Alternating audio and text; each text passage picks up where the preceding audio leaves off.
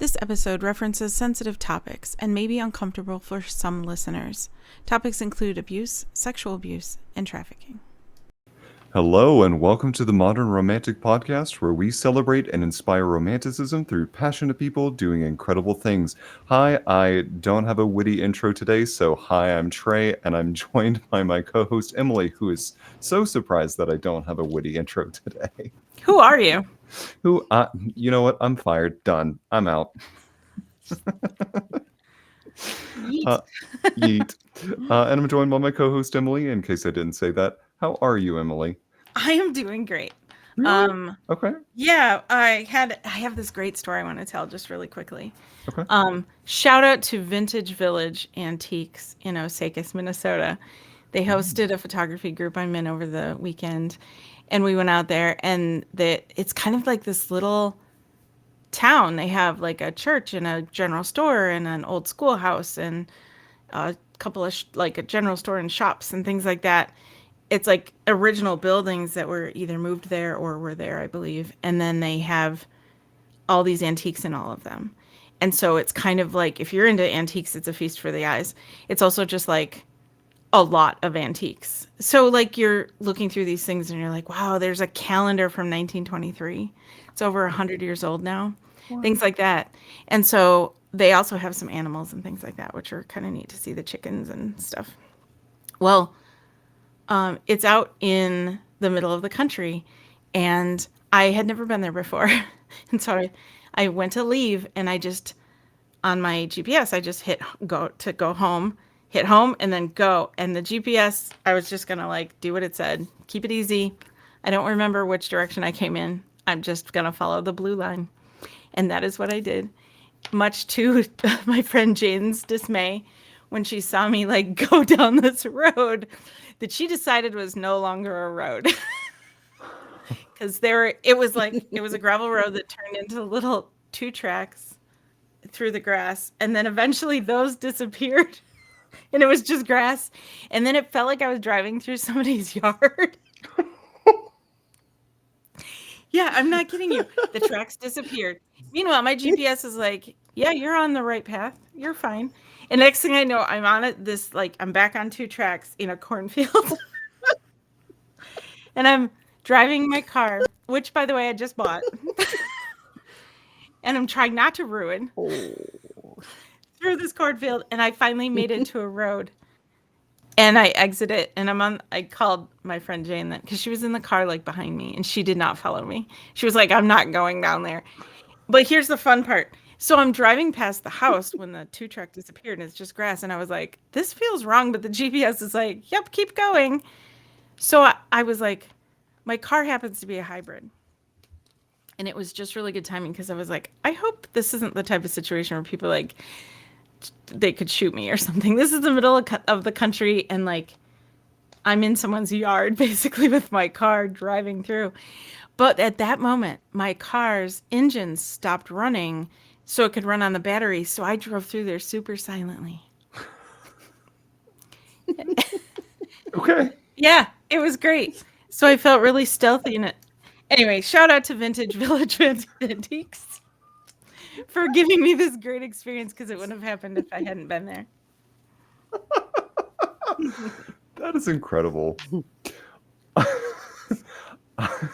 Can I also do a shout out to somebody that gave me a fantastic experience this weekend? Please do. Cool.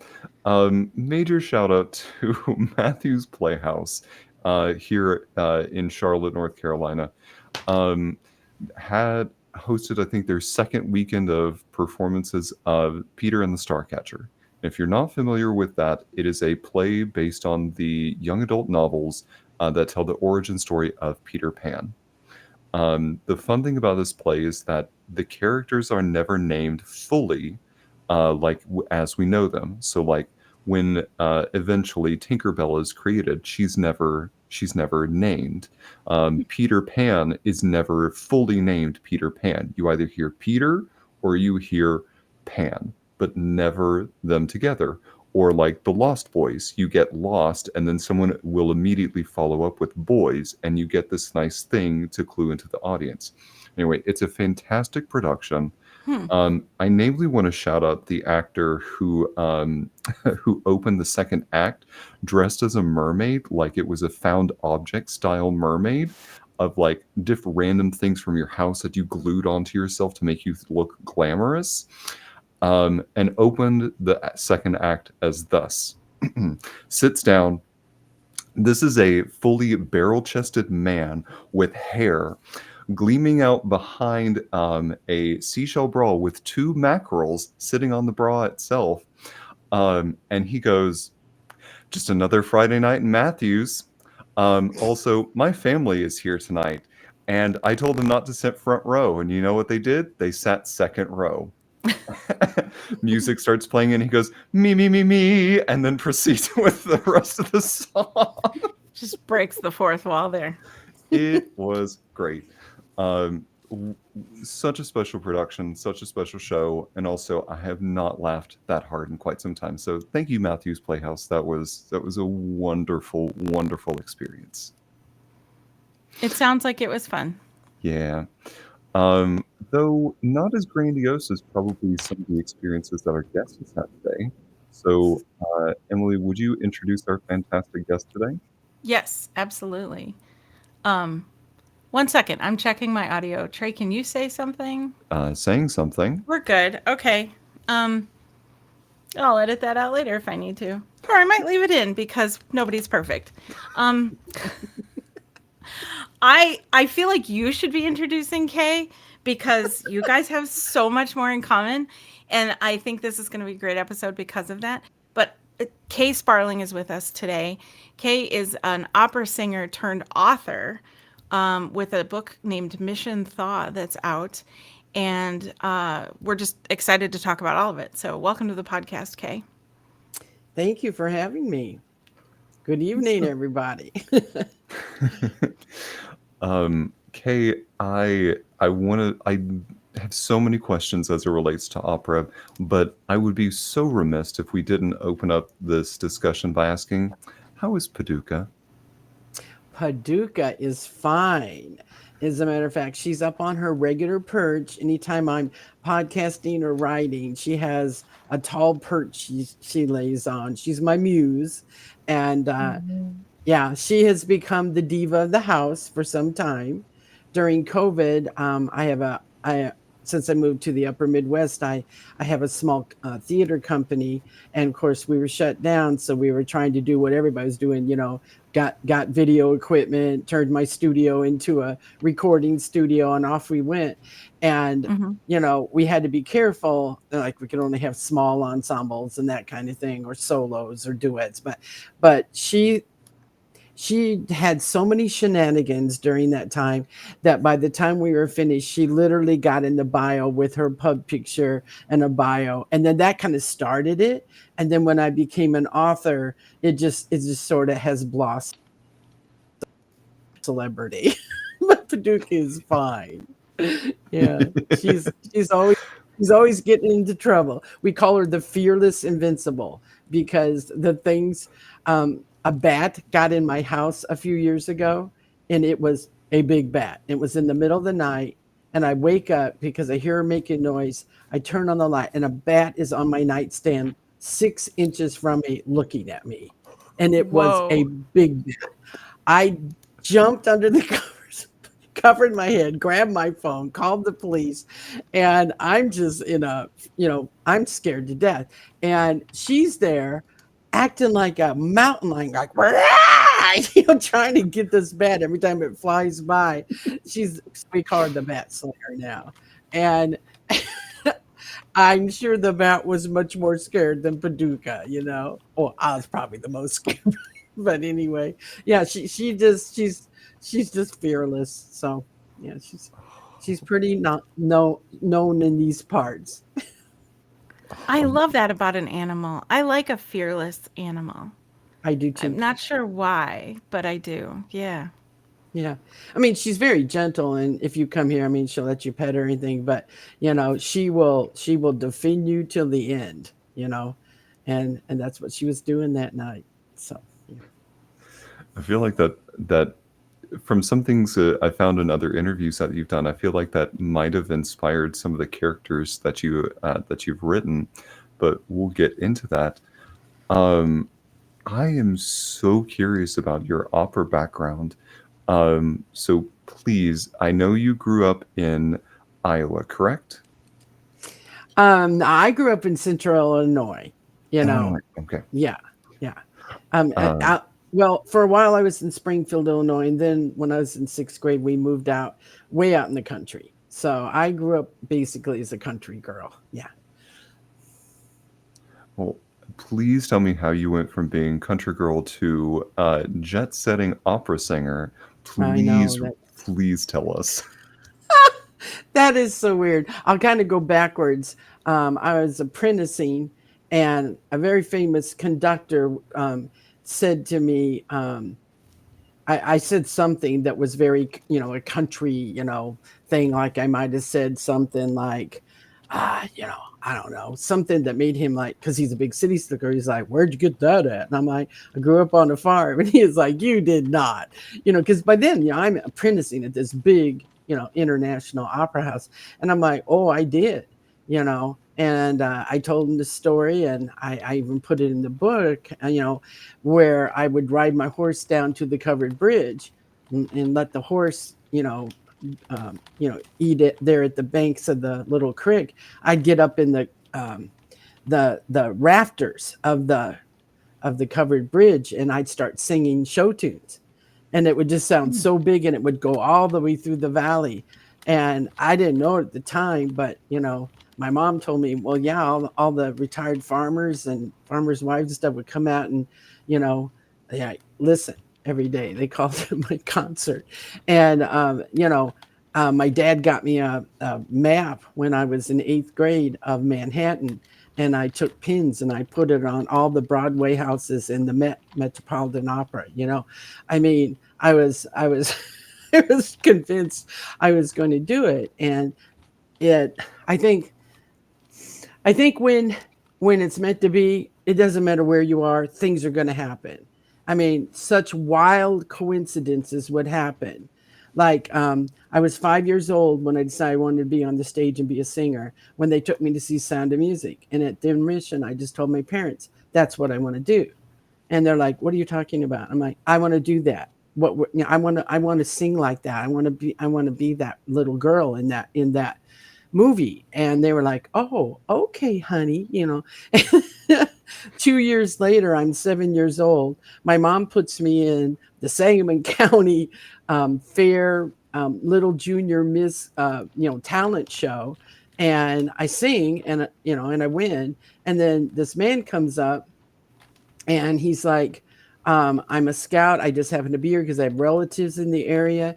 I would like to audition your daughter for the youngest Von Trapp a child in a professional Sound of Music for next Yeah. summer." And I mean, you can't make this stuff up. I mean, my dad was a mechanic. My mom worked at a clothes store. I mean, and they're going, okay. And this is in St. Louis, and we live, outside of Springfield.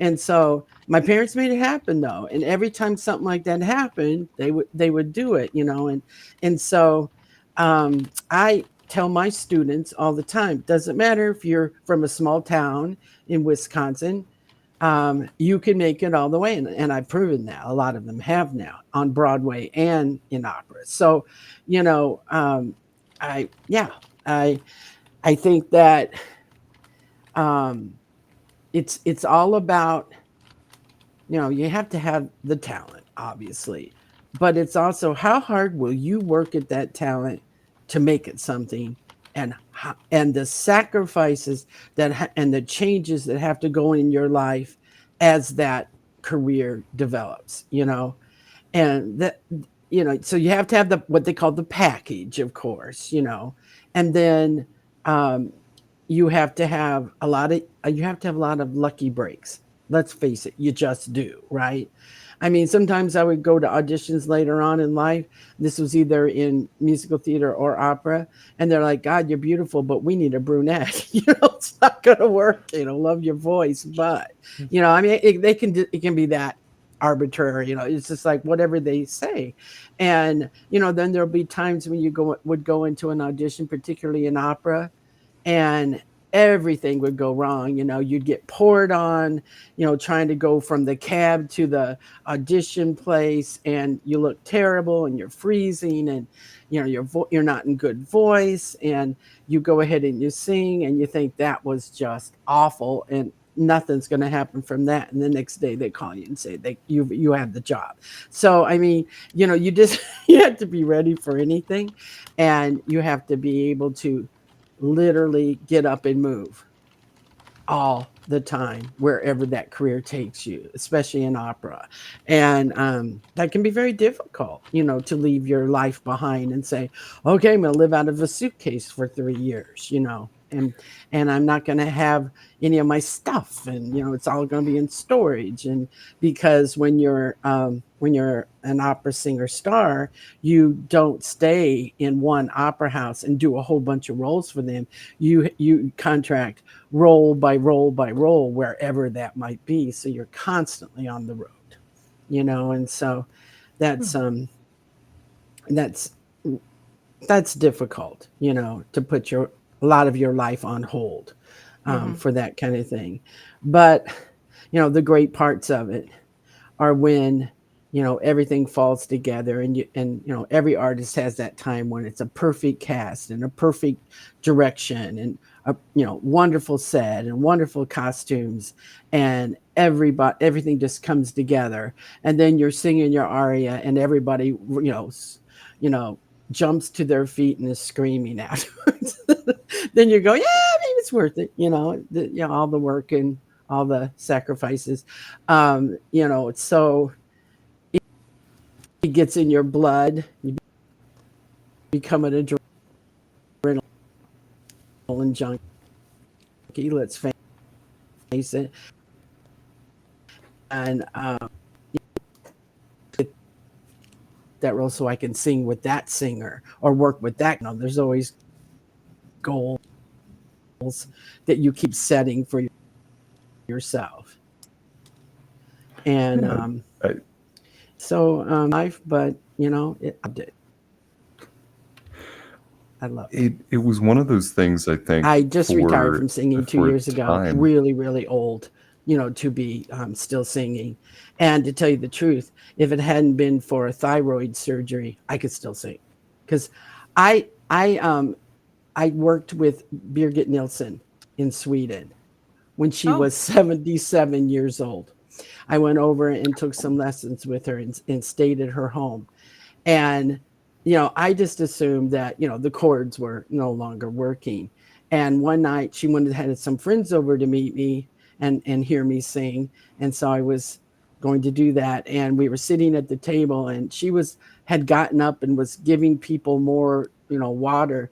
And someone said something like, what have you been working on with Kay? And she's like, well, there's this one interval and this one aria, Tosca, and, and then we were talking about high notes and high C. And she just, someone said, well, Birgit, when did you lose your high C's? And she just wallowed out one.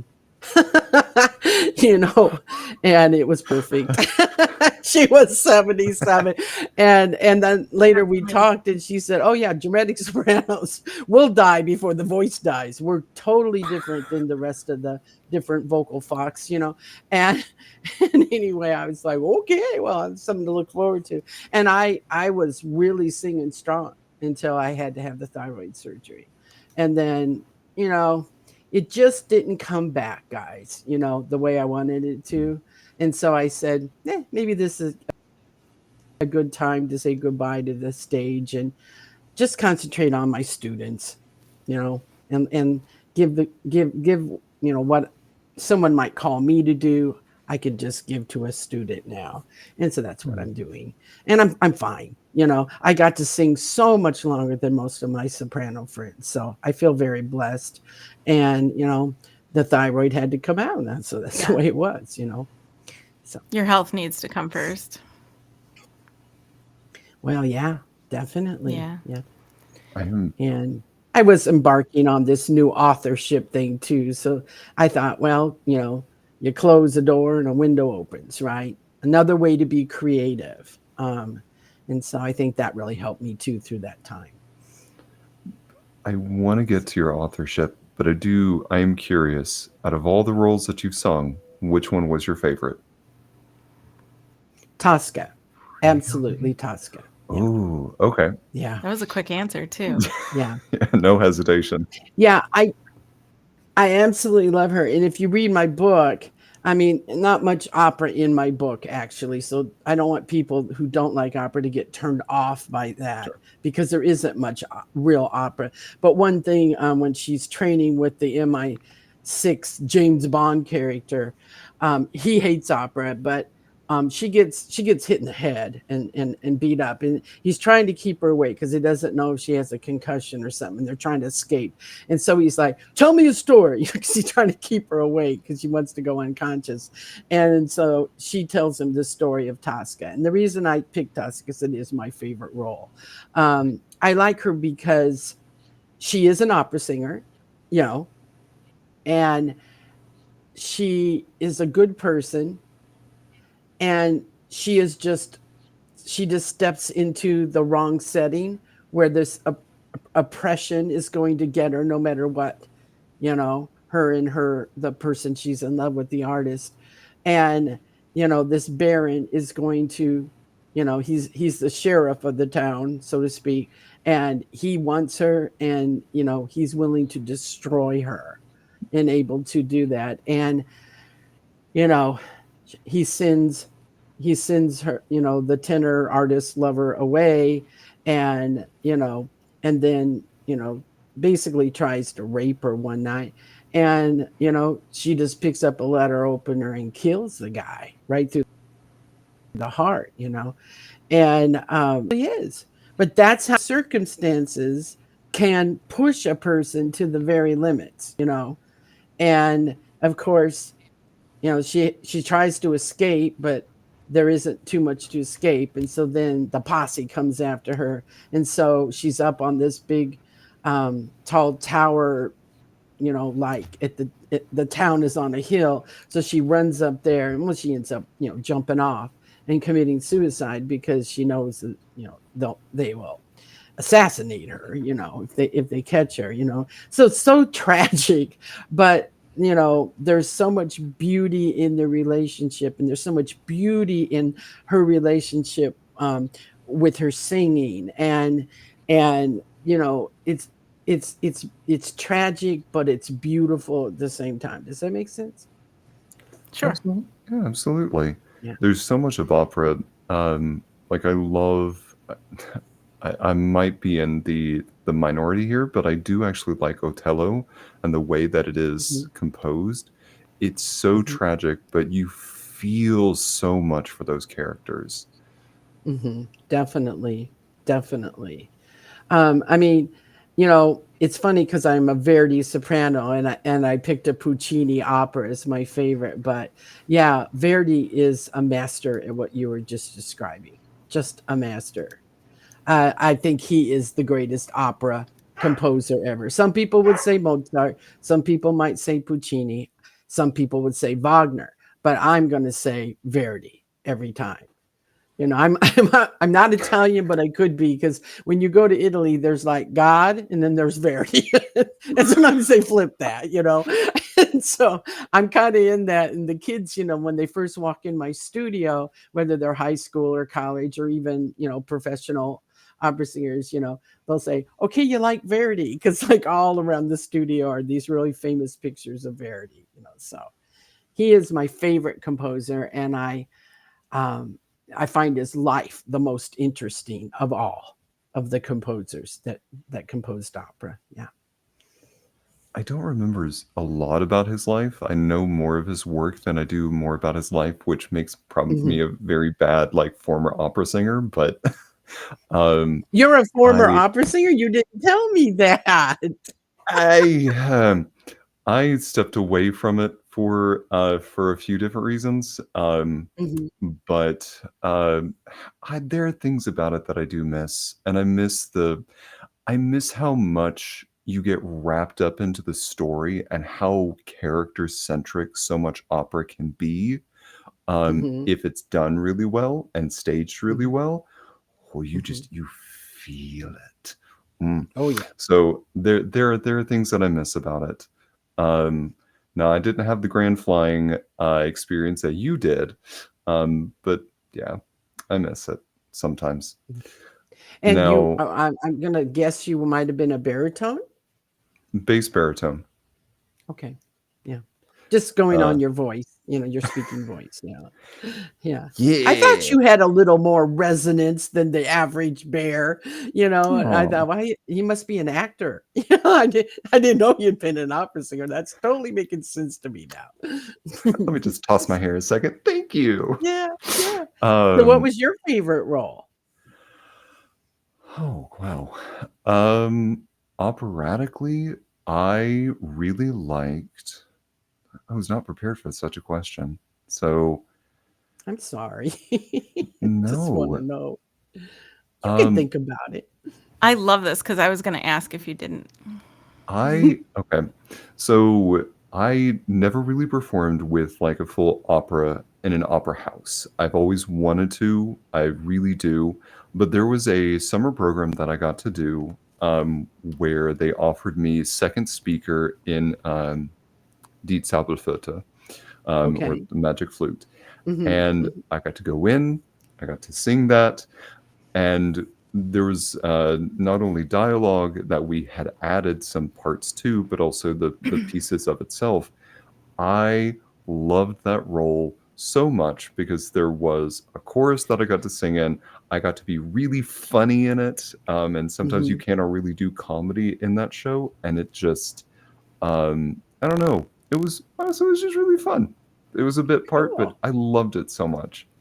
Well, there are no bit parts, remember that, right? Everybody Right. they wouldn't have written it if they didn't need it. That's what Uh, that's my, philosophy. Yeah, I have to tell you, Troy, the funniest thing when I was developing into well, first I developed in, this is long going here. Started out a lyric mezzo, then went to mhm. lyric soprano, and um, one of my apprentices, the first role I had was second lady in Magic Flute. But this is the funny part. You will love this. So there was this guy that was going around directing, and he had these ideas that he was going to take and set operas in totally different settings. And he Mhm. talked an opera house into doing a Magic Flute on Mars. Okay. I'm not kidding you. Yes. Okay. And being that I was an apprentice, I had no choice but to go along with this, right? And uh, I can't think of his name right now, but anyway, I always remembered that he had the same name as a famous actor, and people would get them mixed up at the time. It'll come to me in a second, but this is a long time ago. This was in the 80s, and and yeah, so I did a Magic Flute all on in outer space. So to speak. And then later, I worked with that guy again because I by then I needed work and I needed money. I did a cozy fan tutte sent set in New York City in 1930 in like a diner. So What? yeah, I this like was these this twists.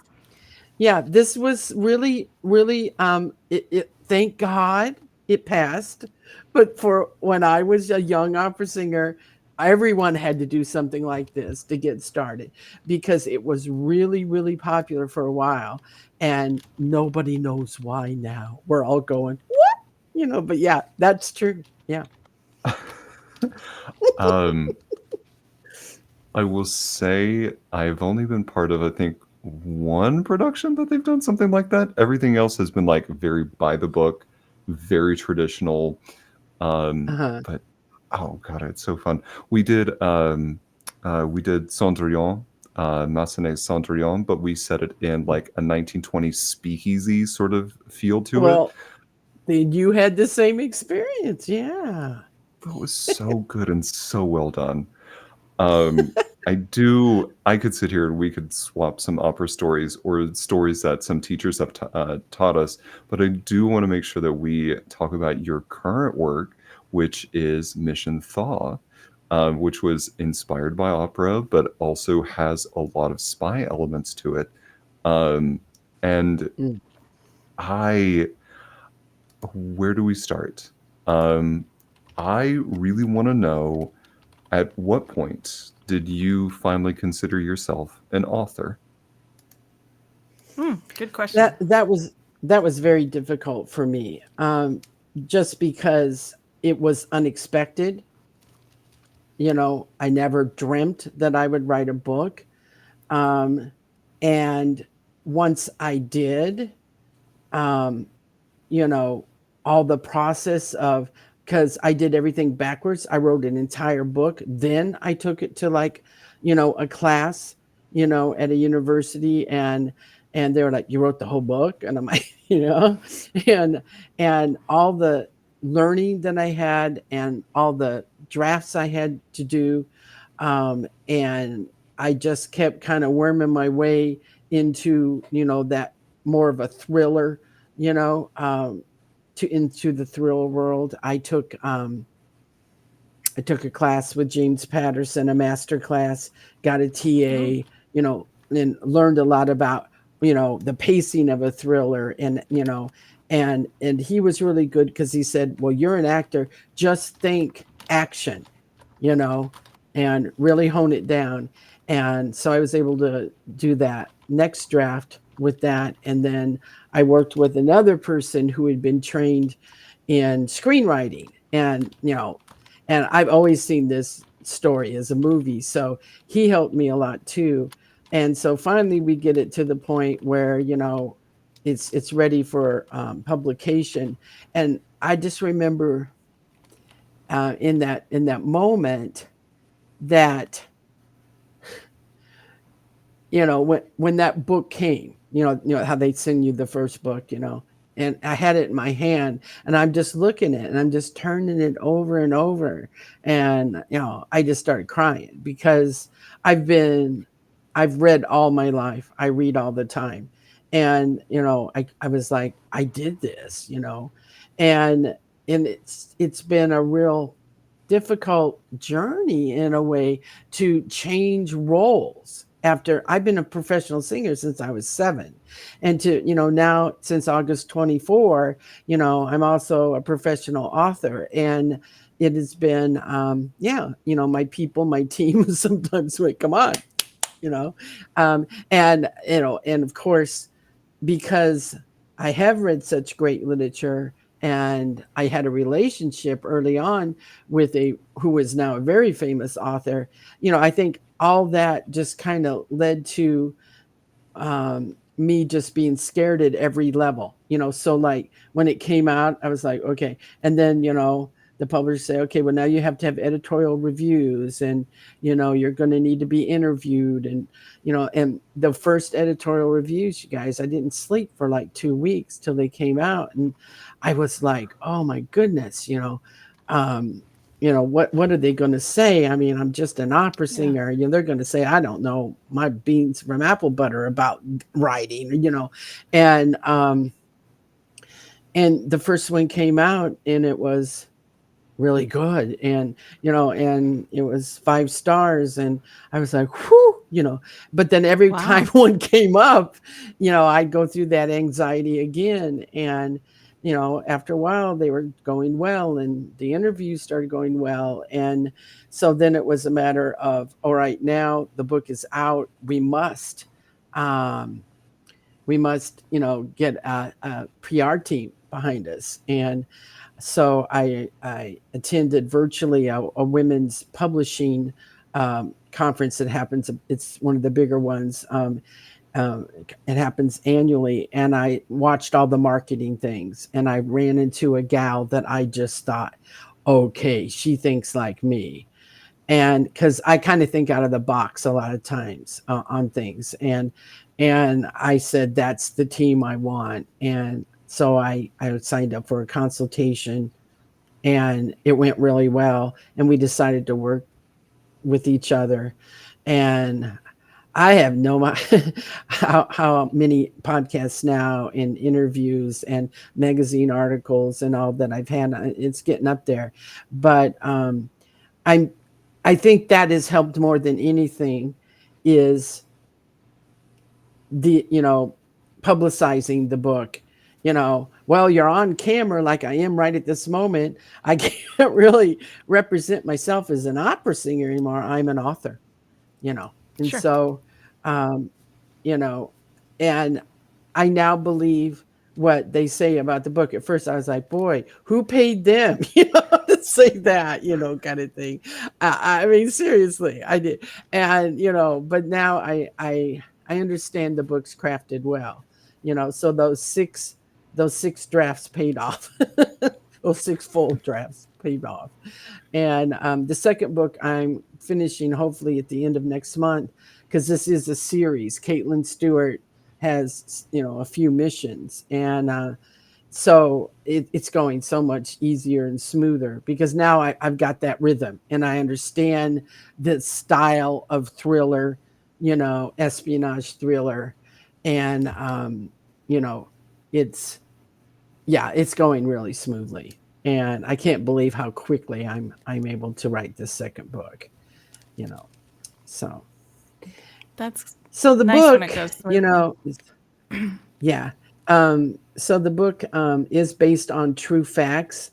I witnessed a lot of the things that I put in the book, and Wow. some of them are graphic because the main theme of this mission is to stop a human trafficking cartel that is using refugees after the USSR released all the countries they had formerly taken, like Poland, Czechoslovakia, all those countries. They left them with no infrastructure. Those people had no jobs. They were lucky if they had electricity and water. And they were starving. And so they packed up what they could and they went to the nearest Western country trying to find aid and work and such.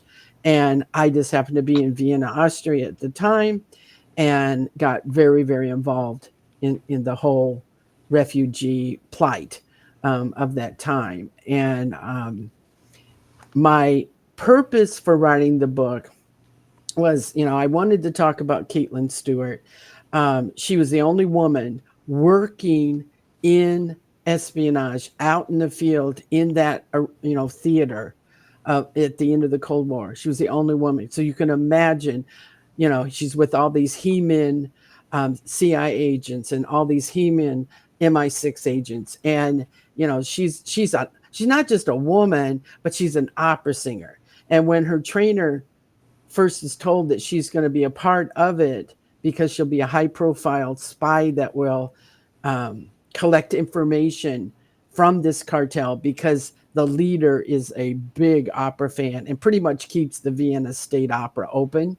And so she's got all the tools to walk right into that society, be invited into that society. And she is a great actor. And so she can, convince these neo-Nazis and KGB and all that, she sympathizes with their situation. And so they let all their guards down.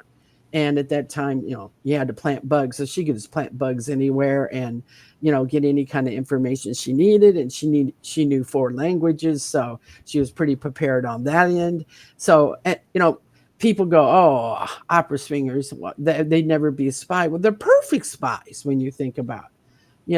They Hmm. can go anywhere and they know lots of languages. They're going to be, mingling with the top echelon of society.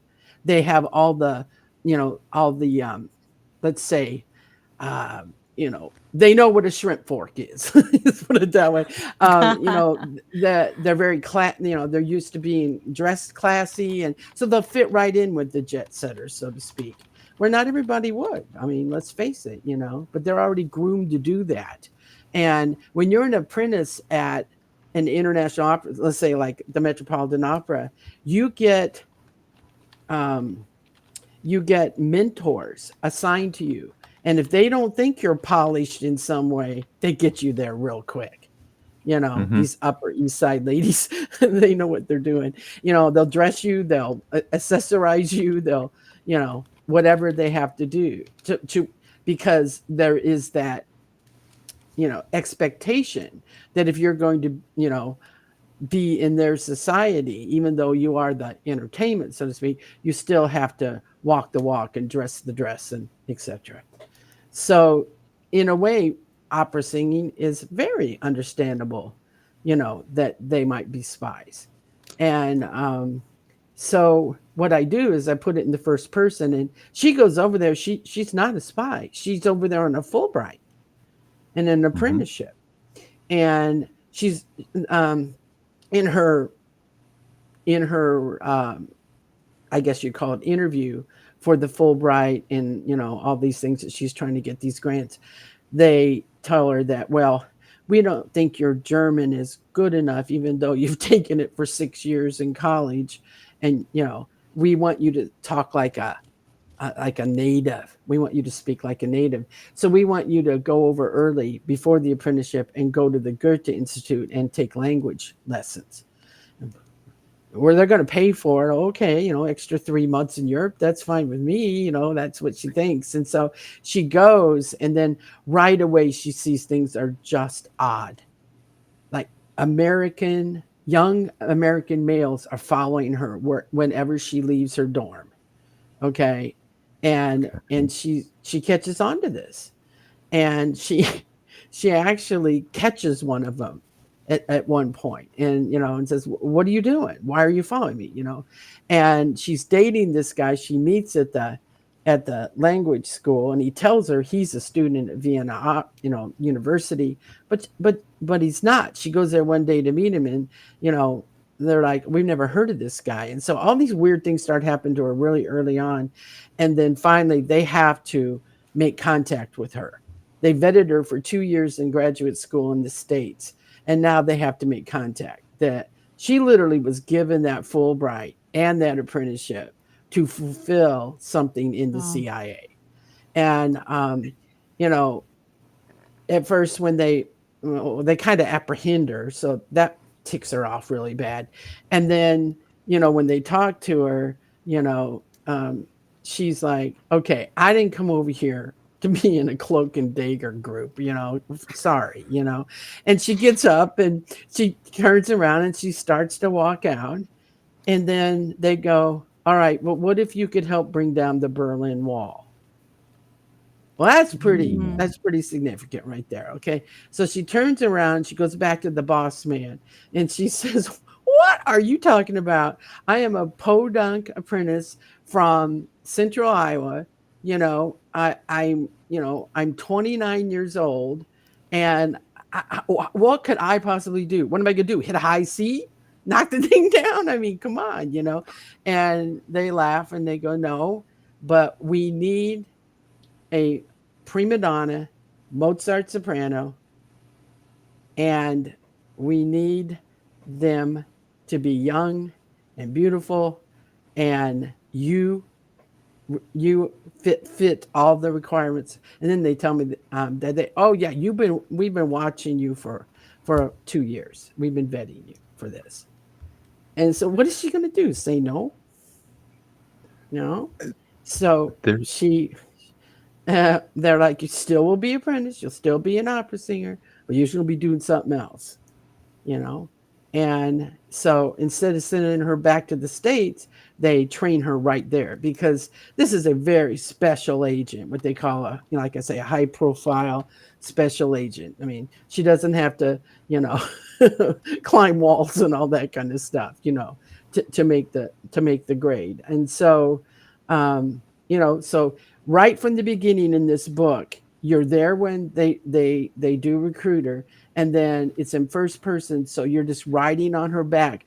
And at first she's supposed to just be this information collector, and plant her bugs, and schmooze with all these neo-Nazis. And I mean, at that time, to show you how many neo-Nazis there were, Austria had a prime minister that had ran on the Nazi ticket, Kurt Waldheim.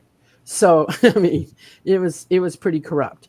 And so She thinks she's going to do that, and this MI6 director that's directing both groups in this big mission, he is like, he's old fashioned. He's much older than her, 12 years older than her, and he's like, no, I don't want her on the mission. Take your ball gowns and go home. I don't want this. And the CIA bucks him and says, no, we're going to use this woman. And he's like, women should not be out in the field. Now, this guy you have to respect. He's known as the best spy in the free world. Ian Fleming used to go to this man. I changed his name and everything. Used to go to this man and say, okay, I'm writing my next James Bond book, and this is what I think. I think I'm going to have him do this and do this and do this. Would that really work? I mean, is that doable? I mean, that's this guy. Okay, he was knighted by the Queen. I mean, he's the real deal.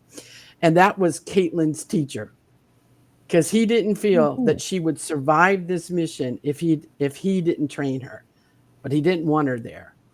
And you guys are romantic moderns, right?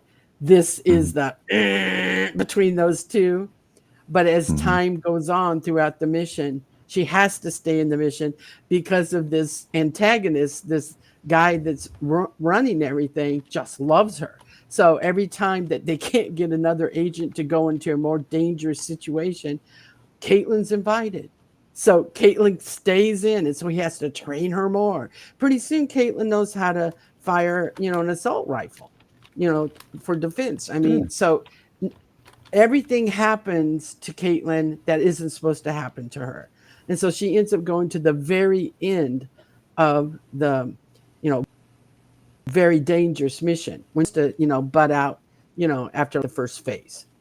And so that's what makes Mission Thaw so, it's very much a page turner, because you're wondering, can this woman survive the next thing that happens to her? And he tries to protect her, and there's another one that does as well. But there is definitely a love triangle there, and you'll have to read it to see who wins. Yeah, don't give it all away. I'm not. When you're talking about it, and even maybe when you were writing it, do you see this action happening, and then does it play out like a movie in your head? Oh, it does to everyone that reads cinematically. It. And to tell you the truth, I just wanted to write a screen script, right from the beginning. I mean, because I see this as a series, and my friends and I have had the cast picked out for a long time, and that may change. Isn't that fun? Well, it's a long time that I've been writing it, but I mean, but then I was told, and now a few people have said, it really wasn't correct, but that I had to write a book first, and then you presented it to people, screenwriters and that kind of thing, and they could adapt it, if they wanted or whatever. And so, yes, I absolutely, being an actor, and I'm also a movie buff as well as reading all the time. I definitely saw it always, the action in my head. And now I'm told by my readers they do too. They see a movie as they're reading it. Sure. It moves that fast. I mean, we really honed down, so it kind of reads like a screen script. Yeah. So in your imagination of this being a movie, do you have a director in your head that would be someone you would want to direct it? I have producers. Okay. I want to present it to Tom Hanks and Steven Spielberg, because they have done such great things with World War II movies and stories. And then they did, dip into the Cold War with Bridge of Spies. And so I think with the brand new type of protagonist we have, this, 1980s, opera singing female spy, and, incredibly evil antagonists, especially the KGB officers, and what they do to these refugees. And Caitlin witnesses all that, like in she's hidden, and she's watching one of these auctions where they They buy these people and send them to work camps and everything, and she witnesses the refugee camps and everything. So, um, you know, yeah, um, I think the movie draws incredible empathy, particularly for the women refugees, and it's so exciting because you really don't think Caitlin's going to make it through this. And so you got to keep waiting to see if she does, because many times it doesn't look like that's going to be the case at all. She will perish, you know. And then Caitlin finally does go to the end, and then something really bad happens to her, you know. And so then you wonder, oh, what's going to happen with that now, you know? So it keeps you on the edge of your seat, but it also keeps you, it makes you laugh sometimes. She's got a really funny sense of humor. And so does one of the other agents, and they kind of have repartee between them. They're the only two that really do have a sense of humor, the Dutch guy and her. But it'll make you cry too. It'll make you cry many times. It'll be like my own little mini opera about a spy, an opera singing That's spy. right. Hmm. That's right. Yeah. So Kate, being somebody who is kind of a self-made author after having a career in opera, I'm wondering if you get asked for advice a lot, and if you do, what kind of advice do you give to somebody who wants to be a writer for the first time, midstream, midlife? You know, what would you say? Mhm. Yeah, Authority Magazine just had me make a video of the 5 things I've learned the most about, this process. Um, First of all, I think it's too late to write a story down. My story is very unique in that it started out as a PTSD journal project. Um, I was being treated at a base for PTSD. And I was, involved in music therapy, art therapy, and they said, well, we'd like to get you in some writing therapy. And so, I started writing the journal for the psychiatrist, and the doctor, you know, after the very first time said, this would make a really good book. Have you thought about that? And I'm like, well, heck no, you told me to write it down. I'm writing it down. And so he said, well, um, you might want to think about that. And so I did. And I thought, well, that would be kind of cool to try that. And I had no way of knowing what I was getting into. And so I probably did everything the wrong way and had to learn, trying to, like I went to an author, and someone that a friend knew, and she said, well, I would read read what you've written. She had no idea I had written a 90,000 word book. And Wow. I handed it to her at the cafe, and she was like, you wrote a whole book? I'm like, yeah, aren't I supposed to? She went, not usually, there's a few chapters to see if it's gotten any bones and stuff. Well, she said, I'll be willing to read the whole book.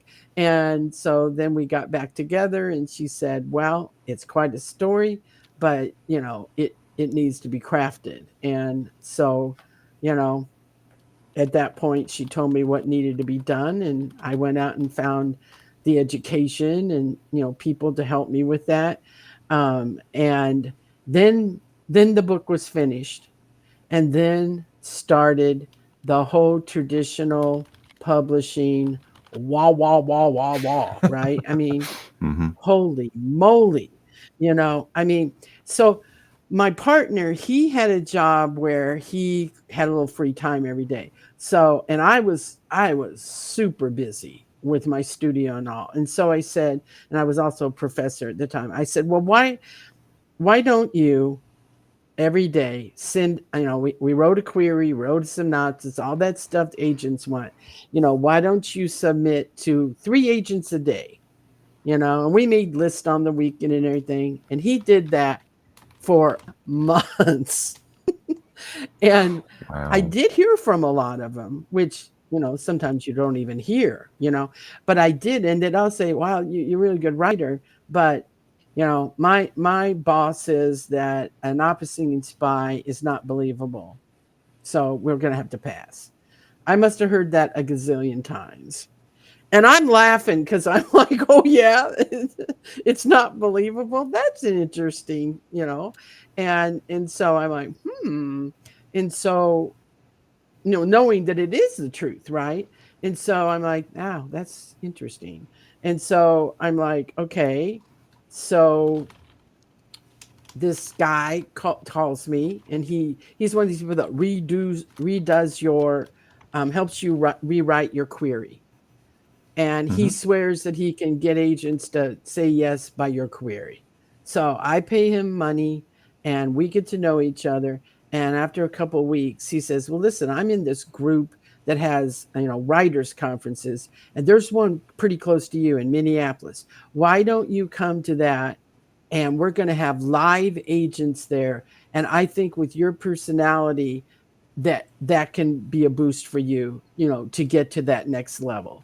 Okay. So I sign up for it, and I drive over there, and I, pay the money and everything, and I take the classes. And then there's this portion of it where I go into this big room, and there's all these agents, and you get 10 minutes with them. Well, they only Hmm. let like eight authors in there at a time. So I'm waiting in line, right? And the first two sets come out, and like nobody got a hit. No one. And I'm like, okay, well, there you go. And so finally it's my turn. I walk out, and 4 out of 8 authors, and some of them couldn't give me their card because they were like children's literature. I mean, obviously that's not my book, right? But the 4 that dealt with my genre, I come out there with cards, and they've told me what to send them. So now I'm really, really encouraged, right? I'm like, dang, Yeah. my first time. And I didn't, that maybe he was right. I should do these in person.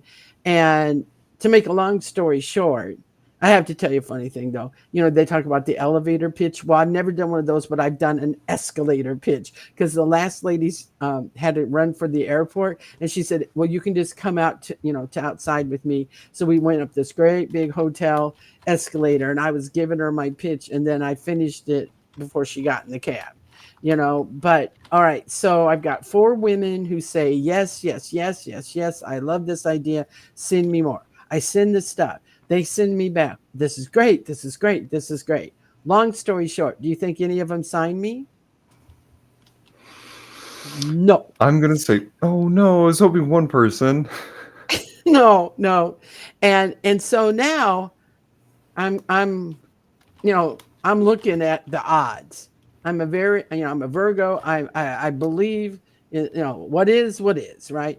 And so Hmm. I'm like, okay, I took these classes while I was there on self-publishing and hybrid publishing. Okay. So now I've got all my little handouts. I'm reading about that. And about that time, that guy calls me back, and he says, wow, in 2 months, you can sign up for, we're having another one out in San Francisco, and it's going to be a lot bigger, and there's going to be a lot more agents there.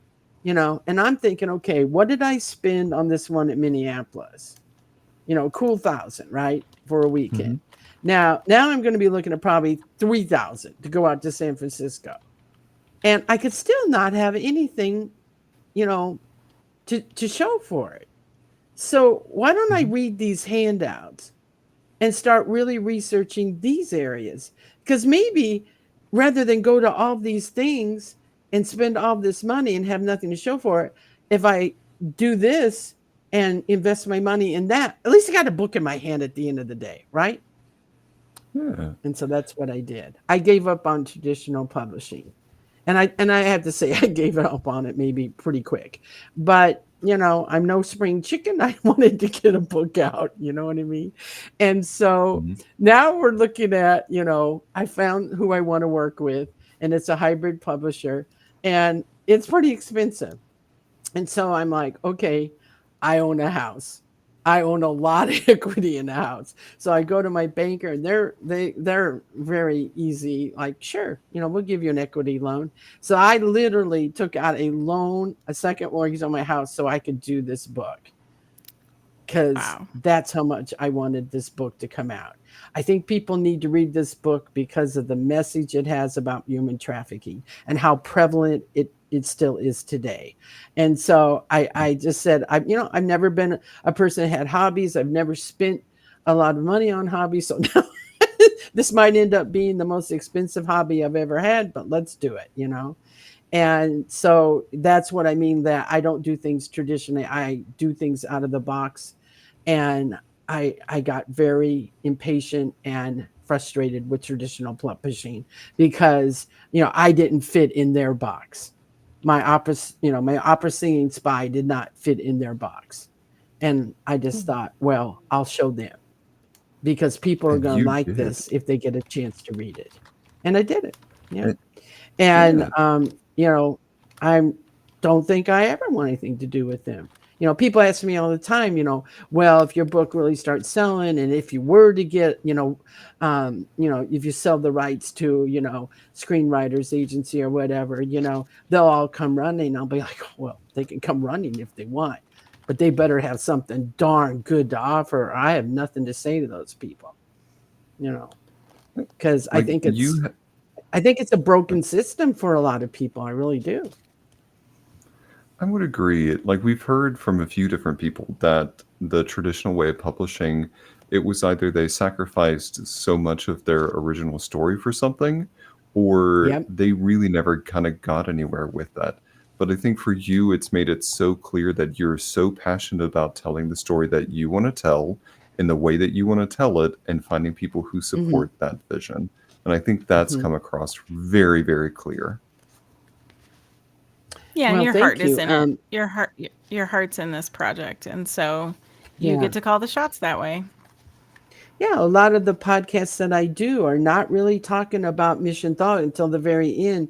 I mean, a lot of human, the King connections and things like that. They're getting a hold of me because they want to talk to me about human trafficking, and I'm more than willing to talk about that. Or feminists want to talk to me about, my character and how she broke the glass ceiling in the CIA. There's just so many good messages in this book that and particularly the human trafficking message. People always think, well, I know it happens. Well, it happens. You know, millions and millions. Was it 21 million people? The world, the International Labor Organization is saying that 21 million people are being trafficked right at this moment worldwide. Mhm. 21 million people. That's a big problem. And then people go, well, yeah, I don't know anybody's being trafficked. Well, they'd be surprised because I always want to make this point. I live in a small college town in Wisconsin. There are 17,000 people in this town.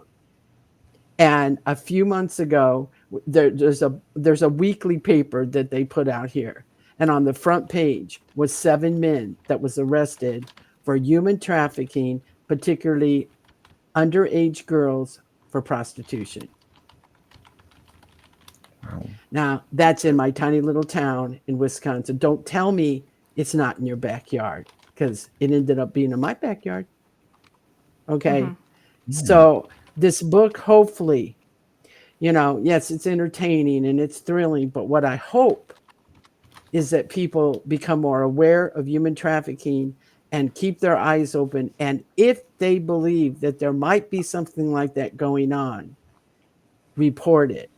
And also get involved. At least give money to these organizations that are trying to give aid to these poor people. So, yeah. And I think it's a feminist issue. I mean, so many, eh, eh, well, everyone gets trafficked. I mean, I was surprised to find out lately that seniors are being trafficked now. There, it's I mean, so we it's in of our society, but yeah. Well, and I'm going to interrupt you real quick just so anybody has the information. Or I'm sorry, so that people do have the information. I just want to give really quick the human trafficking hotline is 888-373-7888, or you can text info to 233-733. And Trey, I think you've got One Thank last you. question. No, I don't. The questions I was going to ask, you actually answered them. Okay. Um, Sorry. so no, you're good. Kay, I want to thank you so much for spending time with us today and sharing your passion of your book. I was already going to buy a copy of it just because of the subject matter, and there was opera in it. Now I have so much more of a reason to go and read it and devour it and really have that own picture of the movie in my head. So I want to thank you so Thank much you. for I really. joining and spending. Oh, sorry. Oh, I I think was there just was going to just a say thank delay you there. for having me. Yeah, we have a little delay right now.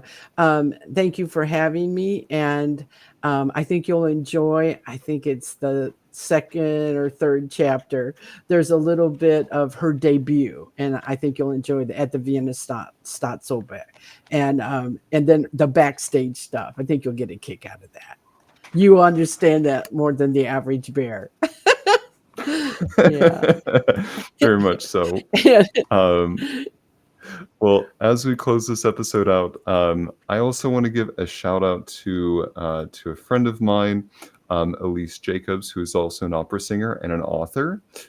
So, Elise, if you are listening to this, I would encourage you to pick up a copy of Kay's book. We'll talk about it. Talk about it later. But I wanted to give her a nice shout out. You can also follow the adventures, the future adventures with Kay on her Instagram at Mission Thaw on Instagram. Um, this episode and more behind the scenes content can be found on our Patreon. Search for The Mod Rom on Patreon. You can also search our website at themodrom.com for past episodes and other content. Thanks so much for tuning in, everybody. Have a great evening. Bye.